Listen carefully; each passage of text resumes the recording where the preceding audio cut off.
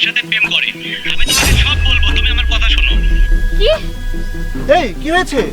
হ্যাঁ ভাইয়া, আসলে আমি বলছিলাম তোমার বাইকে তো সমস্যা হয়েছে, আমার লেট হয়ে যাচ্ছে, আমি একাই চলে যাচ্ছি। আরে না না, তোর একা যেতে হবে না, বাইক ঠিক হয়ে যাবে।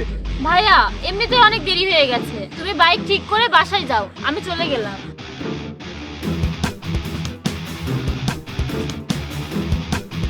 এই, আপনি সব কি বলছেন?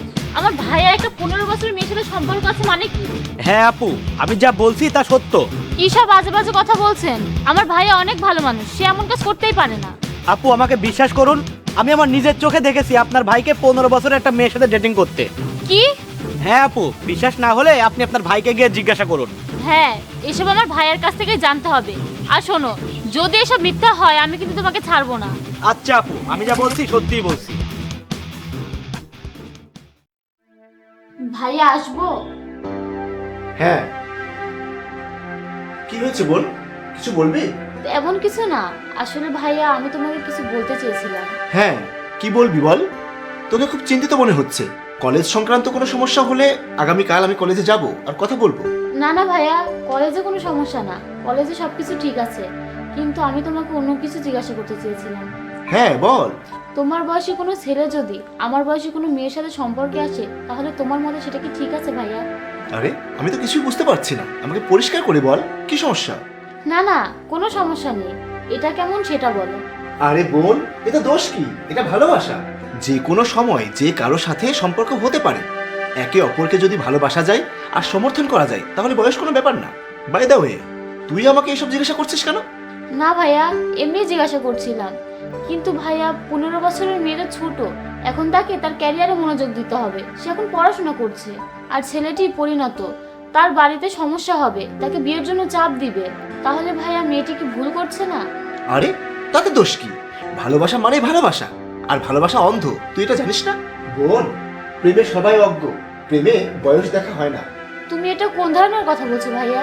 আমার মনে হচ্ছে তুমিও তোমার থেকে ছোট কোনো মেয়েকে ভালোবাসো। হ্যাঁ বোন, তুই একদম ঠিক ধরেছিস।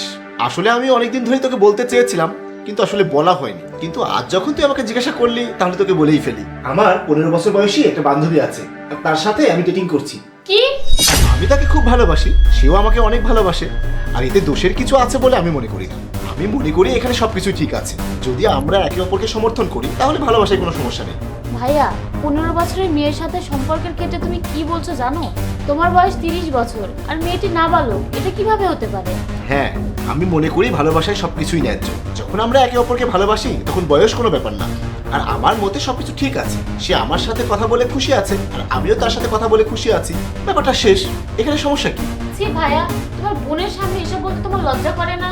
যা সত্য আমি তোকে তাই বলেছি, তো তোর এতে এত ওভার রিঅ্যাক্ট করার কি দরকার? যাই হোক ভাইয়া, এটা ভুল। 15 বছরের মেয়ের এখন ক্যারিয়ার গড়ার সময়, এখন তার পড়াশোনা করার সময়, তার পড়াশোনায় মনোযোগ দেওয়া উচিত। তার লেখাপড়া বাদ দিয়ে সম্পর্ক করা, তাও একটা 30 বছরের ছেলের সাথে, এটা ঠিক না। তাহলে তুই এগুলোকে ভুল মনে করিস? অবশ্যই ভুল। আর সে 15 বছরের মেয়ে, তার নিজের জন্য ভাবা উচিত সে কি করছে। তুমি কি জানো যে 15 বছরের মেয়েটি স্কুলে পড়ে, তার পরিবারের সদস্যরা যদি জানতে পারে যে সে স্কুলের ছদ্মবেশে একটা 30 বছরের ছেলের সাথে সম্পর্ক বজায় রাখছে, তাহলে তার পরিবারের কেমন লাগবে?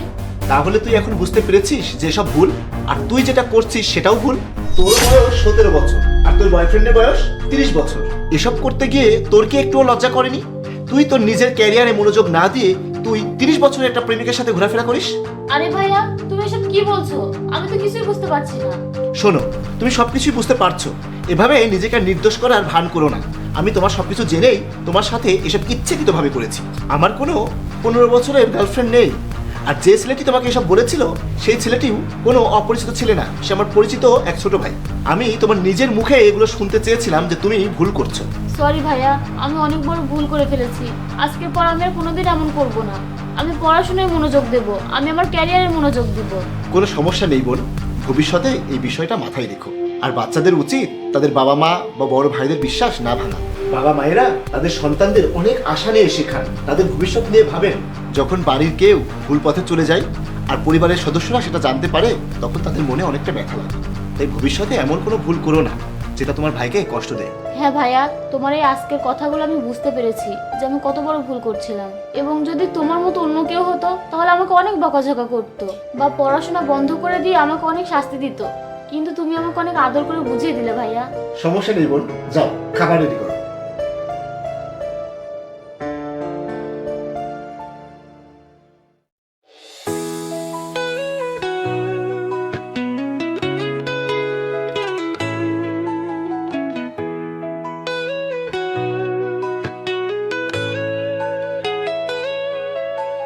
আমি বলে দিই তোমার চোখের ভাষা, চুপচাপ ভালোবাসা শুধু আমাদের মাঝা, শাশ্বত আশা।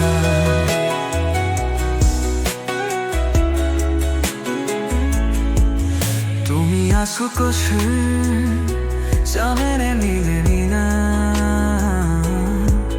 কথা বলে করে দুজনে নিলে মিশা, দিন তেরা পাশে সরে পারে পড়া তুই আমায় ছাড়া, আমার ছয়া খেলা হৃদয়ে বেড়া জ্বালা সমস্যা।